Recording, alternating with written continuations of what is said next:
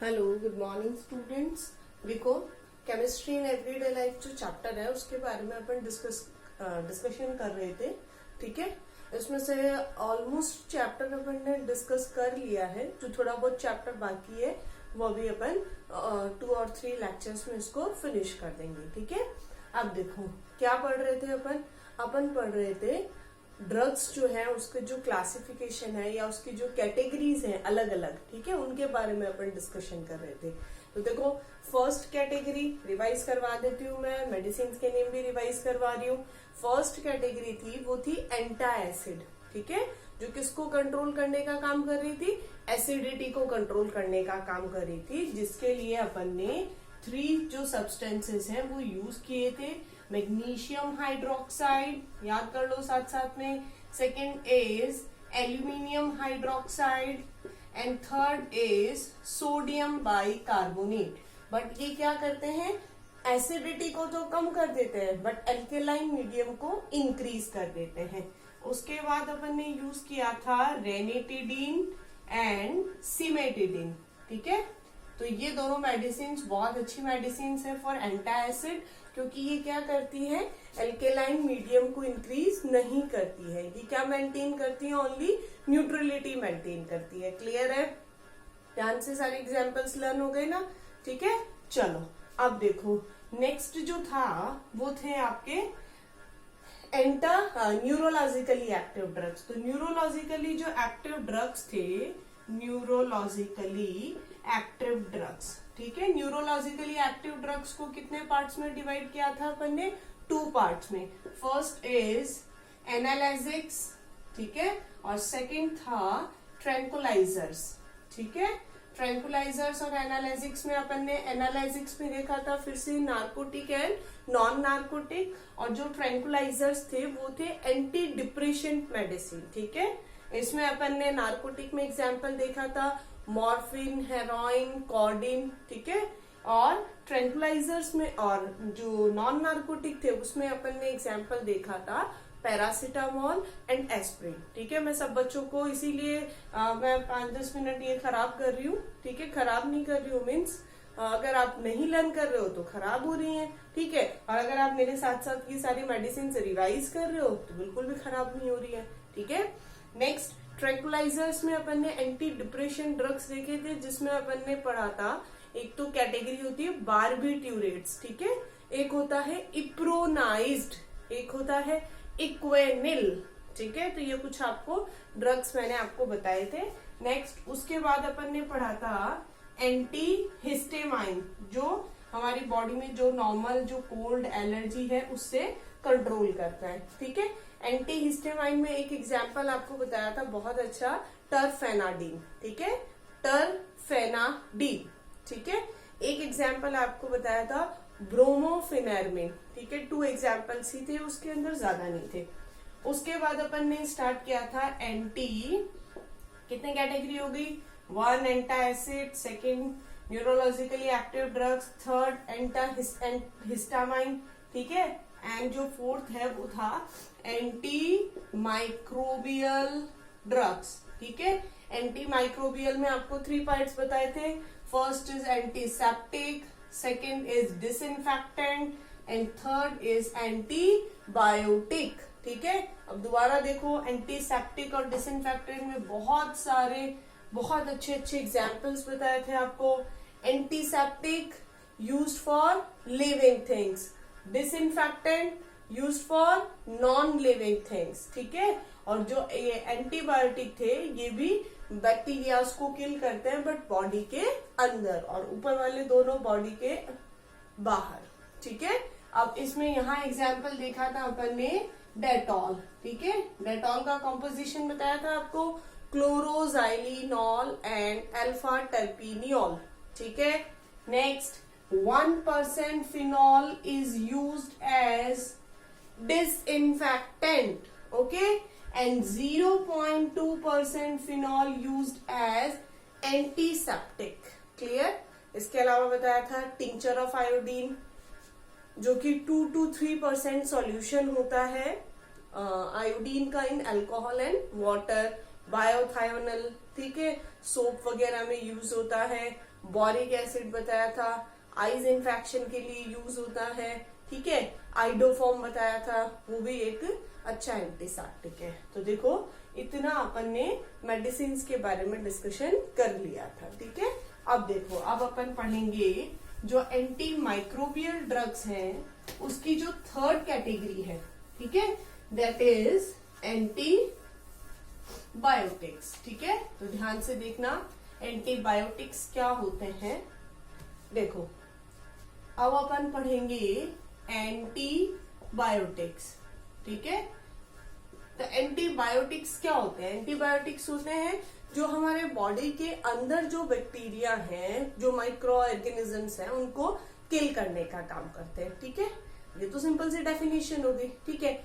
अब जो एक बहुत अच्छा फेमस जो एंटीबायोटिक है दैट इज पेनिसिलिन, ठीक है, ध्यान रखना, सब बच्चों ने नाम सुना होगा, क्या है? पेनिसिलिन, ठीक है। अब पेनिसिलिन के बारे में सबसे फर्स्ट एंटीबायोटिक था जिसके बारे में जो फ्लेमिंग था, ठीक है, एक साइंटिस्ट था फ्लेमिंग, उसने बताया था, उसके लिए उसे नोबेल प्राइज भी मिला था। क्लियर है? ठीक है। अब देखो एंटीबायोटिक्स क्या करते हैं? बैक्टीरिया को किल करते हैं।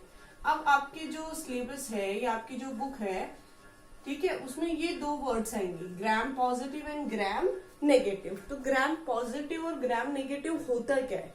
ठीक है, तो देखो बैक्टीरिया जो होते हैं ना, उनकी टू कैटेगरी होती है। देखो इसका जो क्लासिफिकेशन है वो बहुत सारा बड़ा है, बहुत डिटेल में है, बट वो बायो में है, ठीक है। अपन को इतना उससे मतलब नहीं है, जो अपने काम की चीज है अपन उतना ही देखेंगे, ठीक है। एक साइंटिस्ट था ग्राम, ठीक है, उसने क्या किया, उसने बैक्टीरियाज को टू कैटेगरी में क्लासिफाइड कर दिया, ठीक है।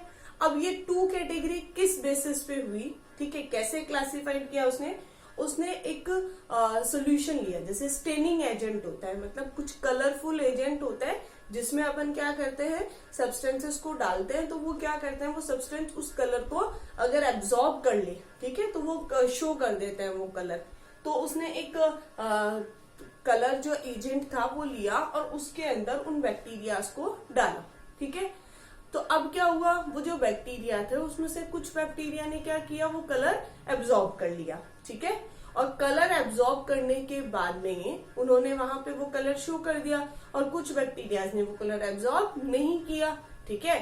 तो जिन्होंने उसके लिए पॉजिटिव रिस्पॉन्स शो किया उसको ग्राम ने क्या कह दिया, ग्राम पॉजिटिव बैक्टीरिया की कैटेगरी में ले लिया, और जिन्होंने नहीं किया उनको कौन सी कैटेगरी में ले लिया, ग्राम नेगेटिव। समझ आई बात? ठीक है।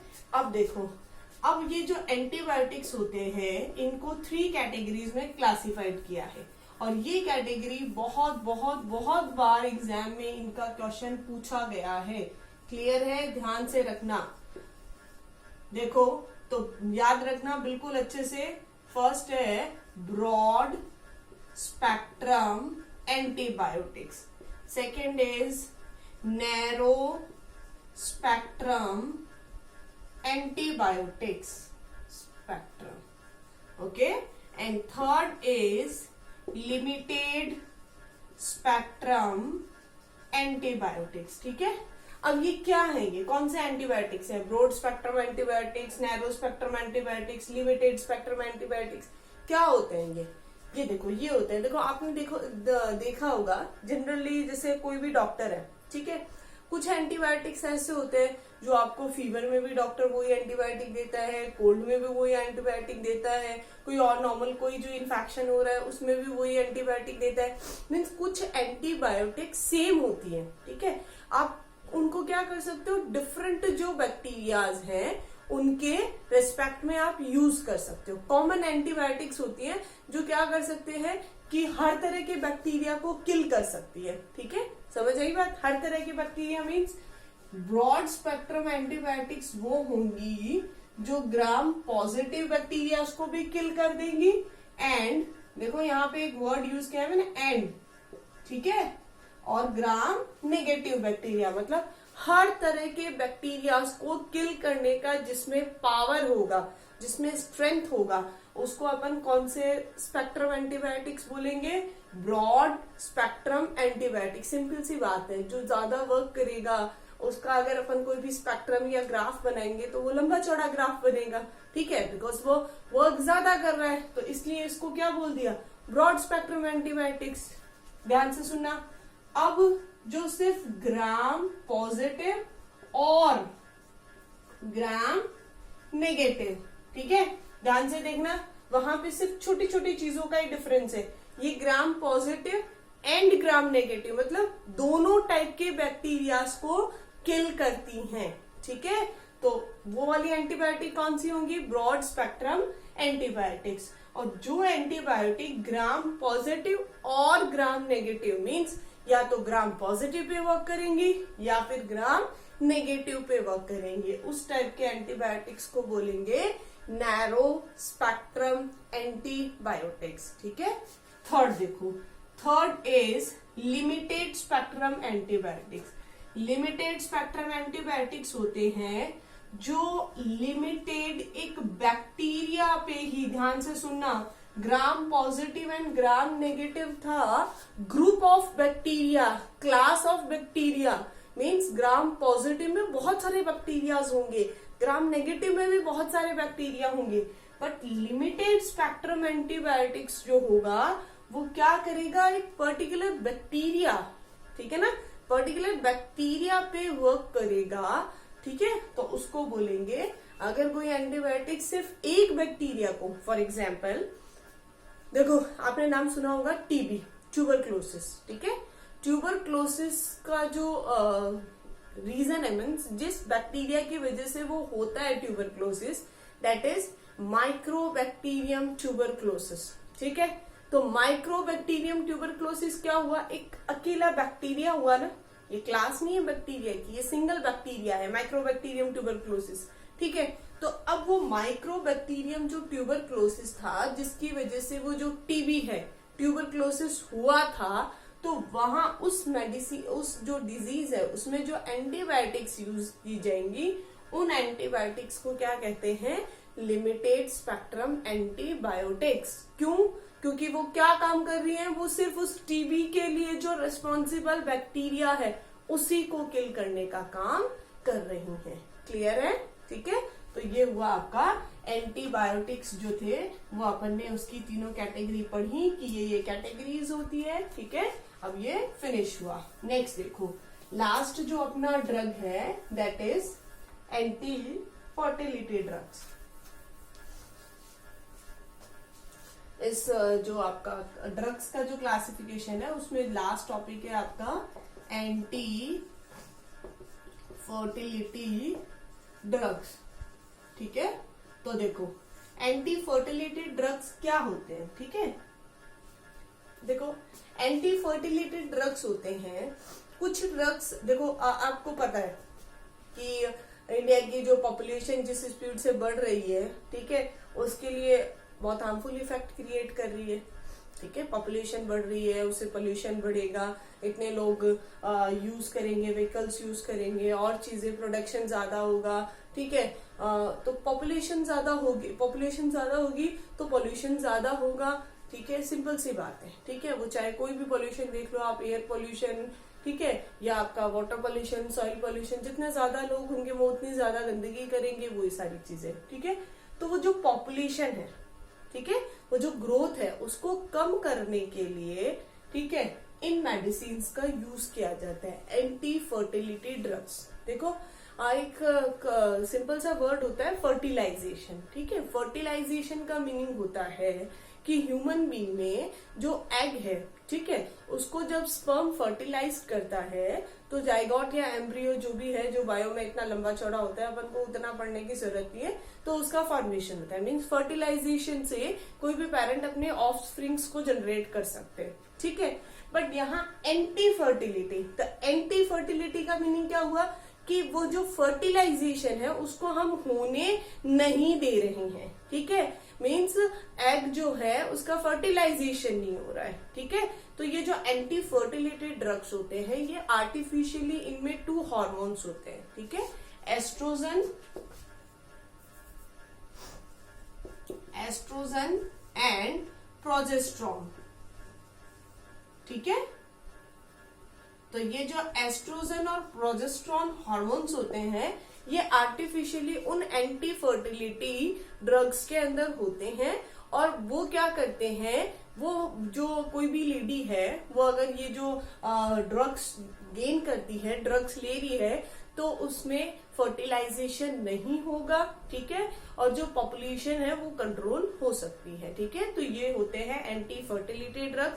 इसका एक बहुत अच्छा एग्जाम्पल है, एक ही एग्जाम्पल आपको याद करना है, ठीक है, दैट इज नॉरएथेंड्रॉन, ठीक है, एक ही एग्जाम्पल है नॉरएथेंड्रॉन, ठीक है। बस एंटी फर्टिलिटी ड्रग्स के अंदर इतना ही है, और आपके जितने भी ये जो क्लासिफिकेशन हुआ ड्रग्स का ये कंप्लीट हो गया। क्लियर। नेक्स्ट चैप्टर, नेक्स्ट जो वीडियो है उसमें अपन डिस्कस करेंगे कि जो फूड मटेरियल है उसमें केमिकल्स का क्या यूज है। ओके।